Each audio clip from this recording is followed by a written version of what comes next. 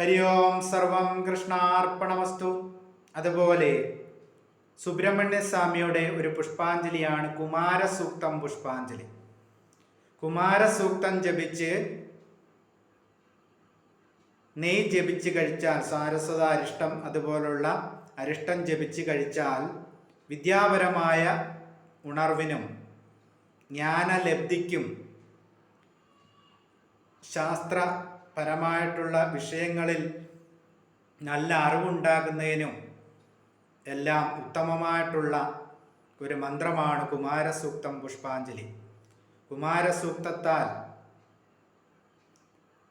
മാമ്പഴം ഭഗവാന് സമർപ്പിച്ച് അത് ജപിച്ച് പൂജിച്ച് മേടിച്ച് കുമാര പുഷ്പാഞ്ജലി നടത്തി കഴിക്കുന്നത് ജ്ഞാനലബ്ധിക്ക്, ജ്ഞാനപരമായിട്ടുള്ള മന്ദത മാറി ജ്ഞാന വിദ്യയെ നേടാൻ, വിദ്യയോട്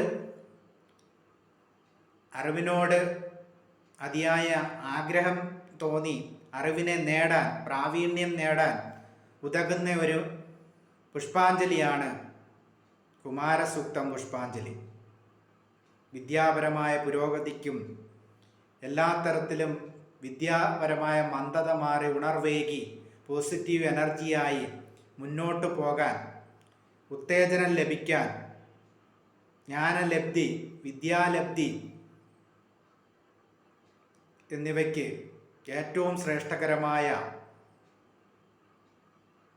സുബ്രഹ്മണ്യസ്വാമിയുടെ കടാക്ഷത്തിന് ഏറ്റവും ഉതകുന്ന മന്ത്രമാണ് കുമാരസൂക്തം മന്ത്രാർച്ചന.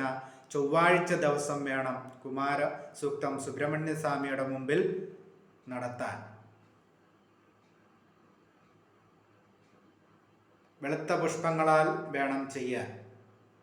നാരങ്ങാമാല കെട്ടി സമർപ്പിക്കുന്നതും ശ്രേഷ്ഠകരമാണ്. പഞ്ചാമൃതം വഴിപാട് നടത്തുന്നതും ഉത്തമമാണ്. ഹരി ഓം സർവം കൃഷ്ണാർപ്പണമസ്തു.